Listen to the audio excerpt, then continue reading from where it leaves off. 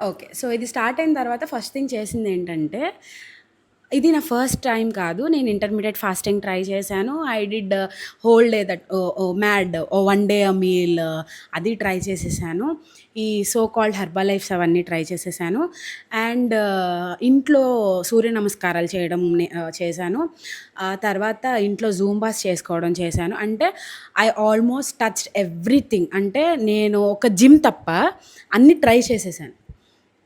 Try చేసిన తర్వాత అనిపించింది ఐఎమ్ నాట్ కన్సిస్టెంట్. నేను కన్సిస్టెంట్గా లేను. ఒక పుష్ అనేది కావాలి. ఆ పుష్ ఎక్కడి నుండి వస్తుంది అనేది నాకు అర్థం కాలేదు. సరే, one fine day I left everything. ఆ వెయిట్ తగ్గడం నా వల్ల కాదనుకున్నాను, వదిలేసాను. వన్ ఫైన్ మార్నింగ్ నేను నా హస్బెండ్ నుంచొని వెయిట్స్ చెక్ చేసుకుంటున్నాం.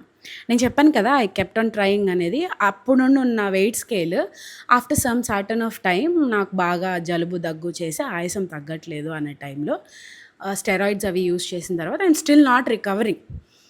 ఎందుకో that day we were checking on the weights. అందరూ పిల్లలు అందరం చెక్ చేసుకున్న తర్వాత మా హస్బెండ్ చెక్ చేసే ఉన్నారు, నేను చెక్ చేసుకున్నాను. నా లైఫ్ టైంలో I'm not afraid to tell you 120 kgs is my highest even with the kids. అసలు ఇప్పటికీ చాలామంది నమ్మరు నువ్వు 120 kgs పెట్టుకొని ముగ్గురు పిల్లల్ని ఎలా కన్నావు అనేది. It's God's grace, touch wood, నాకు తెలీదు. But that day when I check the scale I was 150 kgs, అంటే 145 to 150 మధ్యలో ఉన్నాను. ఐ స్టిల్ రిమెంబర్ ఎంత డిప్రెషన్లోకి వెళ్ళిపోయానంటే, అసలు ఇంత వెయిట్ ఎలా గెయిన్ అయిపోయాను నేను నాకు తెలియకుండా అనే ఫీల్లోకి మైండ్ అంతా బాగా డిప్రెస్ అయిపోయాను అనమాట.